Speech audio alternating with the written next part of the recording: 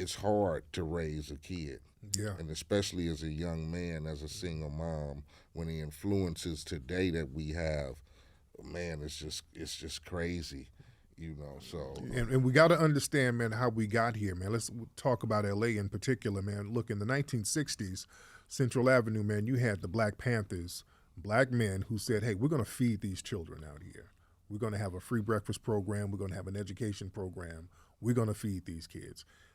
The Panthers with the guns, that wasn't a threat because all they did was change the gun laws. Mm-hmm. They changed the California gun laws because of the Panthers. Yeah, that's why these gun laws out here so rickety now. They did it because of the Panthers. And the NRA was in on it too. They were like, hey, don't let them niggas have no guns. So that was neutralized. The problem with the Panthers, when you start feeding people, that's nation building. They said, we got to get these niggas out of here. They started shooting up the headquarters of the Panthers. Right after that, that's when the gang started sprouting up because the splintered leadership, it was directionless. These young kids didn't have the Panther programs to go to, so they started to morph into gangs.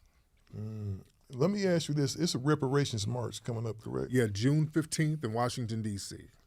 June 15th, everybody is in support of reparations. We need to be out there. Absolutely. I mean that. Yes, I need me indeed. some reparations. Yes, indeed. Man. We need, because I really feel like, that's why I get pissed off when people say, well, how did it impact you? Man, do you know how difficult, I'm not supposed to be here. Real talk. And man, we got so many, out here in L.A., we got so many homeless black people out here, man, it's pathetic. We need to be compensated, man, because that stuff has been orchestrated. And who is the people, tethers? Yeah, we call people who are foreigners who try to undermine our movement. We call them tethers. Just because you're a foreigner doesn't make you a tether, but we've called the tethers out because we have a lot of people who would jump up and say, hey, we don't need reparations. And then we'll look in their background and this person's from the Congo somewhere. Like, you're not even qualified to get reparations. What's the deal right now? You know what I noticed? I told somebody, I don't like the thing African American. A lot of them don't even like us. Yeah, we don't like using that term, and there's no disrespect. That term was put on us in 1988 by Jesse Jackson. The Democratic, the Democrats wanted us to be comparable to immigrant groups. We just used to go by black or colored or whatever, but when they got Jesse Jackson to start labeling us African American, that made us comparable to Mexican American, Italian American, Asian American, so that almost made us like immigrants. So whatever we got, all of the other immigrant groups were supposed to get a part of it too, but we have a unique history here because we as foundational black Americans, we built the country. We're the only non-immigrants here. We have a very unique relationship to this land, and that has to be recognized.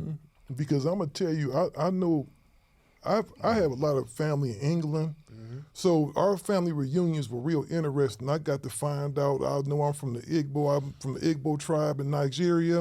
And all that, because I have family in England that didn't even go through that They went straight to England. You feel what I'm saying? So it's a lot, man. We pretty much children with no country. No, this is our land. We got to understand that. We're not foreigners here. There were black people on this land thousands of years. But that's what I'm saying. Yeah. And so this is our saying. land. Let's be very clear. California was named after a black woman, Queen Califia, all right? That's a mythological Moorish queen that the Spanish used to write books about. There were black Aboriginal people in California, the Mojave people, the Ohlone tribe. You look at pictures of them, they look like African tribes. That's why you don't see too much archaeological work done in North America. I always wondered that, man, because I always said everybody can't be slaves, man. Right. Because you know what I hate Everybody didn't come over on slave ships. Well, that's what I'm saying. Think about that. But think about this, though, too. Think about all the slave ships that got took over. Right. Many of the pirate ships were former slave ships. That's where the pirates were stealing slave ships. And a lot of the pirates were actually black. But the story of millions of people being shipped over on ships, that wouldn't make any sense because it takes about 3-4 months for a ship to sail back then. And you talking about right now from then, them rickety ass ships they had back then, man, a lot of them probably the numbers don't add up. Yeah, they don't add up. There were people who were black already here. They just enslaved them here. We got to really look at it from that perspective. There are books by people like von Wutenow, Ivan Van Sertima, who talk about the black people who were here thousands of years before Columbus. Again, like I said, they'll do archaeological work in Africa, Asia. You don't see too much archaeological work here because, as our brother James Small says, every time they put a shovel in the ground in North America, you're going to dig up something black. Our DNA is real deeply rooted in North America, man. Yeah. All they want to find here are some dinosaurs. Right, right. You start, no, because what happens is, man, they start doing archaeological work and they start finding these Native Americans with all of this African and black DNA. Then they get real quiet about it. They act like, oh, okay, let's not really talk about that.